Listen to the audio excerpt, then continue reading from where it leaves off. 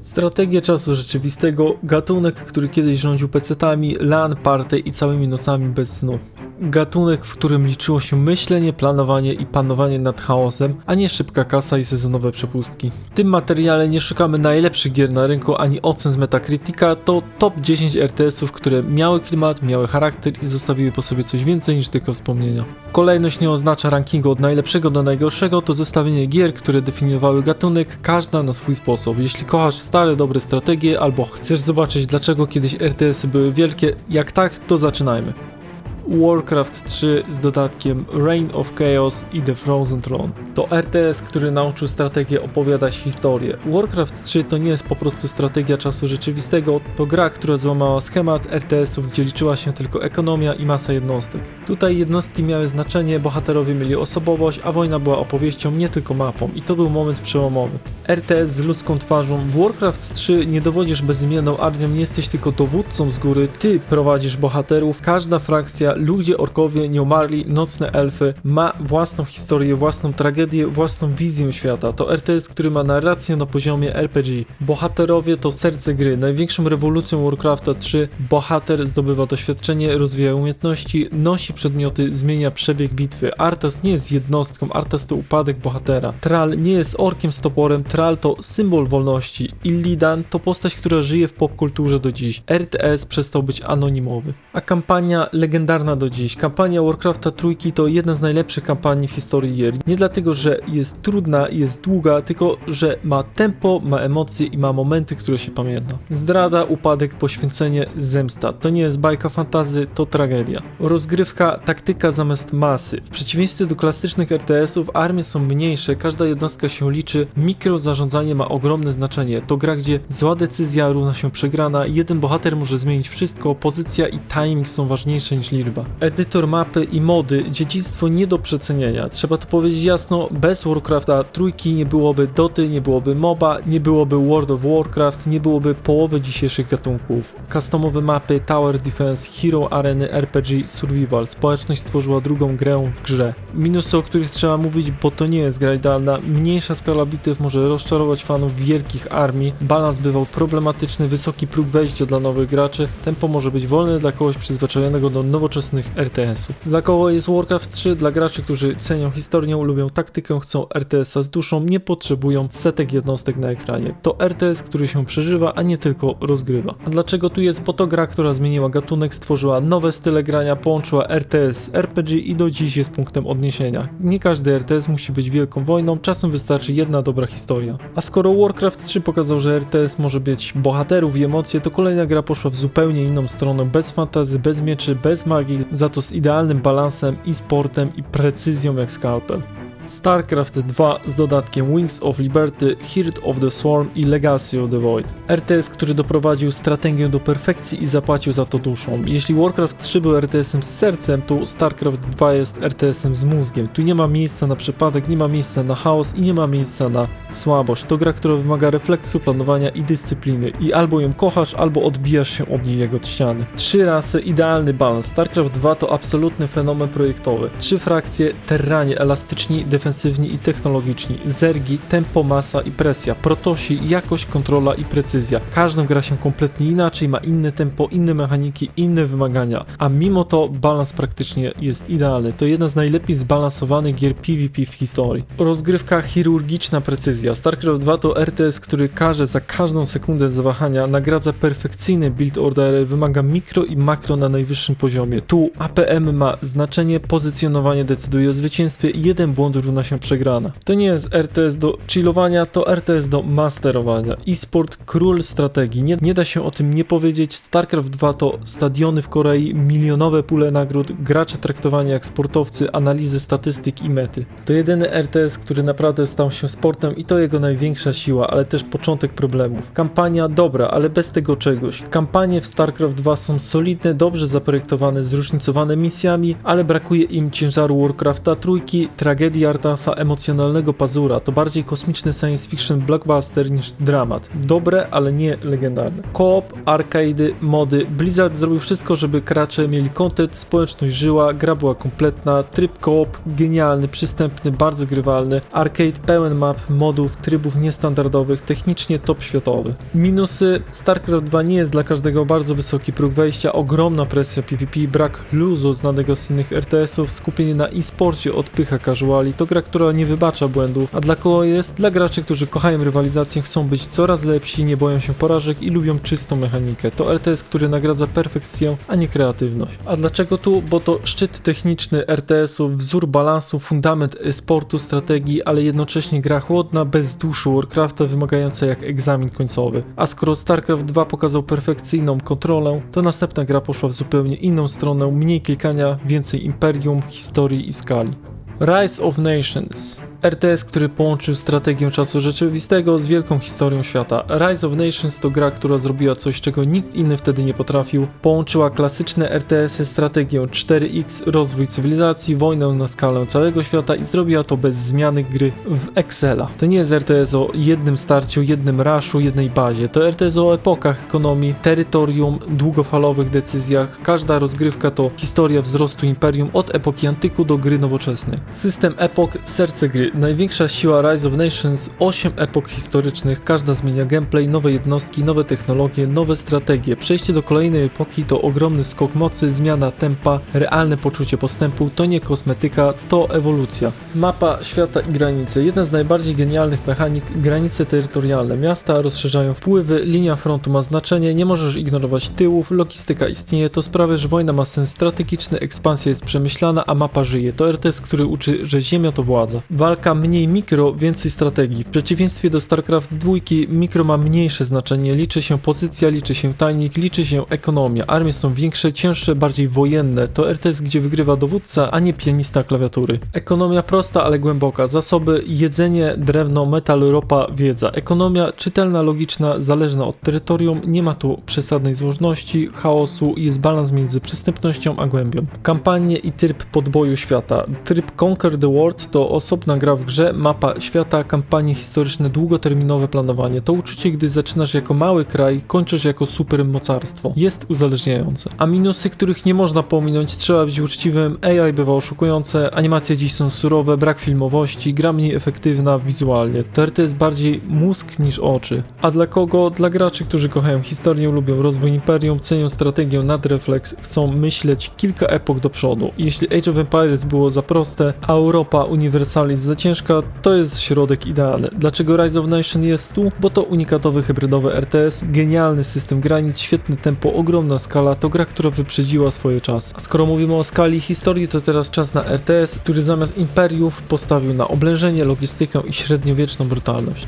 Twierdza i Twierdza Krzyżowiec. RTS, który nauczył graczy, że wojna zaczyna się w kuchni i spichlerzu. Twierdza to nie jest zwykły RTS, to symulator średniowiecznego życia, w którym każda wojna jest konsekwencją ekonomii, a Krzyżowiec to ta sama formuła, ale rzucona w ogień pustyni i kończących się bitew. Ekonomia, która ma znaczenie, serce twierdzy to ludzie, nie jednostki. Chłopi pracują, jedzą, narzekają, uciekają i buntują się. Musisz dbać o jedzenie, podatki, rozrywkę i bezpieczeństwo, bo głodny lud równa się martwe królestwo. To RTS, gdzie brak chleba boli bardziej niż brak wojska. Budowa zamku, poezja strategii. Twierdza dała coś, czego nikt inny nie miał. Prawdziwą budowę zamku. Mury, baszty, fosy, bramy, machiny oblężnicze. Każdy zamek jest inny, odzwierciedla styl gracza, ma słabe punkty. Oblężenia są powolne, brutalne, logiczne i satysfakcjonujące. Twierdza kontra Krzyżowiec, 2 tempa. Twierdza to klimat Europy, większy nacisk na ekonomię, spokojniejsze tempo, kampanie narracyjne, a Krzyżowiec to pustynia, ciągłe wojny, szybkie potyczki, kultowy skirmish, podboje. To ta sama gra, 2 charaktery.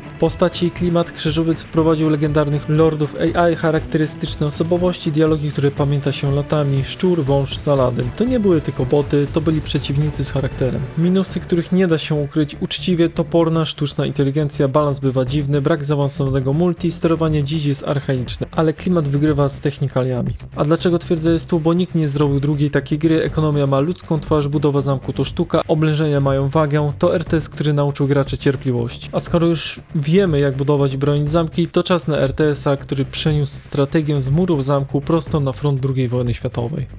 Company of Heroes, RTS, który wyrwał strategię z tabelki i wrzucił ją w błoto, ogień i huk artylerii. Company of Heroes to moment, w którym RTS dorósł. To nie jest gra o zbieraniu surowców, to gra o pozycji, terenie, morale i o tym, że każda decyzja kosztuje ludzi. Wojna, którą się czuje. Druga wojna światowa w Company of Heroes nie jest heroiczna, nie jest czysta, ani nie jest romantyczna. Jest chaotyczna, brudna, bezlitosna, żołnierze chowają się za osłonami, panikują, giną od jednego dobrego rzutu granatu. Tu nie ma staków jednostek, tu jest pole walki. System walki, rewolucja RTS. Company of Heroes zmienił wszystko. Osłony mają znaczenie, wysokość terenu ma znaczenie, flanki mają znaczenie, karabin maszynowy potrafi zatrzymać całą armię, czołg jest potężny, ale bez piechoty równa się trup, a każda jednostka ma rolę, ma słabość i wymaga myślenia. To RTS, gdzie liczy się głowa, a nie APM. Bazy? No nie. Mapa jest bazą. Zapomnij o klasycznym budowaniu miast. Tutaj przyjmujesz sektory, odcinasz przeciwnika od zasobów, kontrolujesz mapę, nie kopalnię. To sprawia, że każda mapa żyje, front się przesuwa, a gra nigdy nie stoi w miejscu. Kampania filmowa, ale ciężka. Kampania inspirowana szeregowcem Ryanem, skupiona na oddziale, pełna dramatycznych momentów. To nie jest epopeja, to opowieść o przetrwaniu, chaosie, cenie zwycięstwa i działa to do dziś. Multiplayer, taktyczny szachmat. Multi w Company of Heroes jest wolniejszy, bardziej taktyczny, bardziej szachowy. Nie wygrywa ten, kto szybciej klika, ale ten, kto lepiej czyta mapę, przewiduje ruchy i zarządza stratami. To RTS dla ludzi, którzy lubią myśleć pod presją. Minusy, które trzeba znać. Nie jest idealnie, wysoki próg wejścia, RNG bywa frustrujący, balans w multi bywał problematyczny, ale to cena realizmu. A dlaczego tu Company of Heroes? Bo zmienił sposób projektowania RTS, pokazał wagę terenu i osłony, uczynił każdą stratę bolesną, do dziś jest wzorem nowoczesnej strategii. To RTS, który nauczył graczy, że wojna to nie matematyka. Władca Pierścieni, Bitwa o Śródziemie 2. RTS, który spełnił dziecięce marzenie. Chcę dowodzić bitwami z Władcy Pierścieni. Bitwa o Śródziemie 2 to nie jest tylko strategia, to jest list miłosny do uniwersum Tolkiena. Jeden z niewielu RTS-ów, gdzie klimat wygrywa z balansem i to działa. Śródziemie, które żyje, tutaj naprawdę czujesz, że walczysz o Helmowy Jar, bronisz Minas Tirith, prowadzisz hordy Mordoru, stajesz naprzeciw elfów, ludzi i krasnoludów. Mapy są ręcznie robione, pełne detali, inspirowane filmami. To RTS, który wygląda jak scena wyjęta prosto z trylogii Petera Jacksona. Frakcje, charakter zamiast balansu. Każdą frakcją gra się inaczej, ma własną tożsamość, ma swoje momentum. Przykłady: elf, mobilność, dystans i precyzja. Ludzie to uniwersalność, bohaterowie, solidna armia. Krasnoludy wolni, potężni, ale defensywni. Mordor, Isengard, masa, presja i zalewa mapy jednostkami. Balans nie zawsze idealny, ale klimat 10/10. Bohaterowie, serce gry. To jeden z pierwszych RTS-ów, gdzie bohaterowie byli potężni, rozpoznawalni, fabularnie ważni. Gandalf potrafi zmienić los bitwy, Aragorn jest symbolem, nie tylko jednostką, Nazgule sieją strach, nie tylko obrażenia. To nie są jednostki premium, to ikony. Budowa bazy prosta, ale klimatyczna. System budowy uproszczony, czytelny, szybki. Budujesz w wyznaczonych slotach, bez zbędnego mikromanagementu. Dzięki temu skupiasz się na wojnie, na bohaterach, na starciach armii. To RTS, który nie męczy, tylko wciąga. Muzyka, dźwięk, magia. Muzyka inspirowana filmami, epicka, podkręca emocje. Dźwięk, okrzyki wojsk, ryk troli, czary i eksplozje. Grasz i czujesz Śródziemie, nie tylko je widzisz. Problemy, których nie da się ukryć. Uczciwie, balans w multi bywał dziwny, AI potrafi oszukiwać, ekonomia jest uproszczona, to RTS bardziej filmowy niż turniejowy, ale to świadomy wybór twórców. A dlaczego tu jest? Bo żaden RTS nie oddał tak dobrze licencji, daje czystą frajdę, jest przystępny, ale nie głupi i spełnia marzenia fana fantasy. To gra, która nie musi być idealna, żeby być kochana. A skoro już byliśmy w świecie magii, bohaterów, epickiej narracji, to czas na RTS, który połączył strategię z pełnoprawnym RPG i próbował zrobić coś, czego nikt wcześniej nie robił. Spellforce. RTS plus RPG, które próbowało połączyć dwa światy i naprawdę mu się to udało. Spellforce to dziwna gra i mówię to w najlepszym możliwym sensie, bo to jeden z bardzo niewielu przypadków, gdzie ktoś powiedział: a co jeśli RTS i RPG będą jedną grą? Nie dodatkiem, nie trybem, tylko całością i zadziałało. RPG, a nie RTS z bohaterem. Najważniejsza rzecz, Spellforce jest RPG-iem, a nie klasycznym RTS-em. Ty masz jednego bohatera, rozwijasz go jak w RPG, robisz questy, rozmawiasz z NPC, budujesz drużynę. Statystyki, siła, inteligencja, talenty, ekwipunek, skille. To pełnoprawny system RPG, a nie ozdobnik. RTS jest narzędziem, nie fundamentem. Budowanie armii proste, ale funkcjonalne. Bazy małe, kompaktowe, szybkie do postawienia. Nie ma tu rozbudowanej ekonomii, setek budynków, mikromanagementu na poziomie StarCrafta. Jest jasny cel, konkretne jednostki, wsparcie dla bohatera. Armia ma pomóc bohaterowi, a nie go zastąpić. Fabuła seriowa, mroczna, długa. I tu Spellforce zaskakuje. Historia poważna, momentami ciężka, oparta na konflikcie ras, pełna zdrady świat winy i odpowiedzialności. Świat podzielony, zniszczony, spójny lorowo, to fantasy mniej bajkowe, bardziej europejskie, momentami bardzo surowe.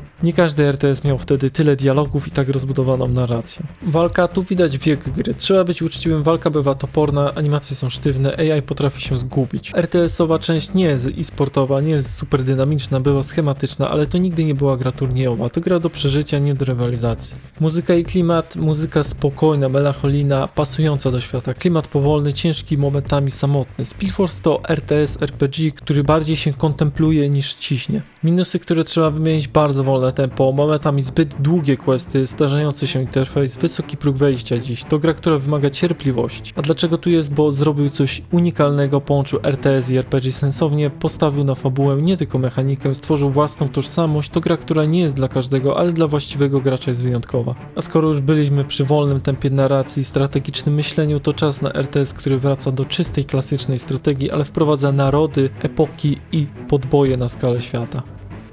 Age of Empires 3, RTS fabularny, który zrobił to, czego dwójka nigdy nie chciała zrobić. Age of Empires 3 nie ma gorszej kampanii od Age of Empires 2, ona ma inną. O co tu naprawdę chodzi? O to, że Age of Empires 2 to kampanie czytane, suche fakty historyczne, oto bitwa z X roku Y, brak ciągłej fabuły, brak emocjonalnego przywiązania do bohaterów, to interaktywny podręcznik historii, świetny jeśli kochasz historię, lubisz fakty, jarają cię daty i wydarzenia. Age of Empires 3 to jedna ciągła historia, rodzina Blacków, artefakt nieśmiertelności, źródło zdrady, zemsta, konflikty pokoleń, konkretni bohaterowie. To nie są kolejne bitwy historyczne, to jest klasyczna fabuła przygotowana w świecie RTS. I tak, to było świeże, odważne i niedocenione. Cutscenki, narracja, tu Age of Empires 3 wygrywa. Ma pełnoprawne cutscenki, ma narrację filmową, ma bohaterów, których się pamięta, ma początek, środek i koniec historii. DLC, Indianie, The War Chiefs, Azjaci, The Asian Dynasties rozszerzają lore, świat, perspektywę konfliktów. To nie jest jakaś tam kampania, to jest fabularny RTS, jakiego Age of Empires wcześniej nie miało. Gameplay, mniej klikania, więcej gry. Age of Empires 3 nie męczy setkami godzin tego samego, szybciej wchodzi w akcję, ma lepsze tempo, nie każe klepać tego samego buildu orderów w nieskończoność. Za to Age of Empires 2 ogrom treści, ale powtarzalność to samo, tylko w innej historii.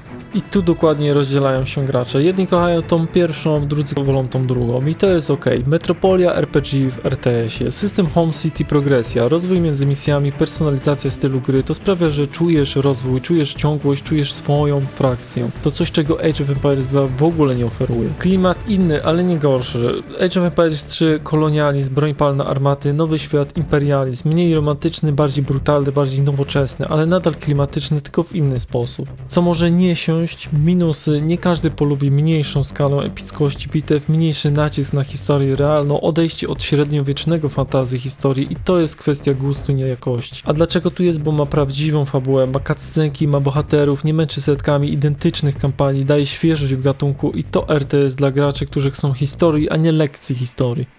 Kozacy 2, Bitwa o Europę, RTS, w którym ilość jednostek jest bronią samą w sobie. Kozacy 2 to RTS, który mówi jasno, tu nie liczy się mikrozarządzanie, tu liczy się skala i albo to kochasz, albo odbijasz się po godzinie. Skala, która przytłacza w Kozakach 2, armie idą w setkach, bitwy trwają długo, fronty się załamują, morale decydują o zwycięstwie. To nie jest RTS kameralny, to wojna totalna. Patrzysz na ekran i widzisz prawdziwą bitwę, a nie potyczkę oddziałów. System moralny, klucz do zwycięstwa, najważniejsza mechanika gry, jednostki uciekają, panikują, tracą szyk, łamią się pod ostrzałem. Możesz mieć lepszą armię, większą armię, a i tak przegrać, jeśli morale pękną. To RTS, który uczy myślenia jak generał, nie jak gracz. Taktyka XIX wieku i wcześniej. Tu nie ma futurystycznych zdolności, magicznych skilli, cudownych jednostek. Jest szyk, flanka, artyleria, kawaleria, piechota liniowa. Każdy typ wojska ma sens, ma kontrę i ma swoje miejsce. Ekonomia i rozwój prosto, ale surowo. Ekonomia klasyczna, bez fajerwerków, podporządkowana na wojnie. Nie budujesz imperium, budujesz zaplecze pod rzeź. Kampanie, historia bez fabularnej outliny. Kampanie w Kozakach 2 są historyczne, konkretne, suche. Tu nie ma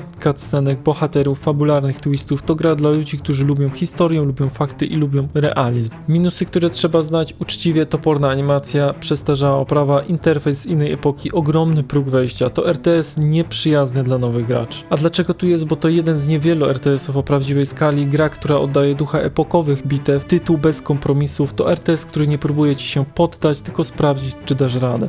The Settlers – Dziedzictwo Królów. RTS, który bardziej buduje królestwo niż je niszczy. To gra, która idzie pod prąd klasycznym RTS-om. Tu nie wygrywasz dzięki mikrozarządzaniu armią, spamowaniu jednostek, agresywnemu rushowi. Tu wygrywasz dzięki logice, cierpliwości i planowaniu. Budowa państwa, serce gry. Największa siła Settlersów, łańcuchy produkcyjne. Każdy budynek potrzebuje surowców. Surowce trzeba wydobyć, ktoś musi je przynieść i ktoś musi je przetworzyć. To RTS, który bardziej przypomina ekonomiczną układankę niż symulator wojny. Ludzie, a nie ikonki. W Settlersach widzisz każdego osadnika, każdy ma funkcję, każdy jest częścią systemu. Drwal, tartak, budowniczy magazyn, armia. To gra, która uczy, że bez zaplecza żadna armia nie ma sensu. Walka, dodatek, nie cel. I tu trzeba być szczerym. Walka jest prosta, jest powolna, nie jest głównym daniem. To nie Company of Heroes czy StarCraft. Wojsko chroni królestwo, zabezpiecza ekspansję, jest narzędziem, nie celem. I tak miało być. Klimat i styl, gra bajkowa, spokojna, ciepła wizualnie. Muzyka relaksująca, pasująca do tempa gry. To RTS, który nie krzyczy, nie stresuje ani nie męczy. Idealny po ciężkim dniu. Minusy, których nie da się ukryć.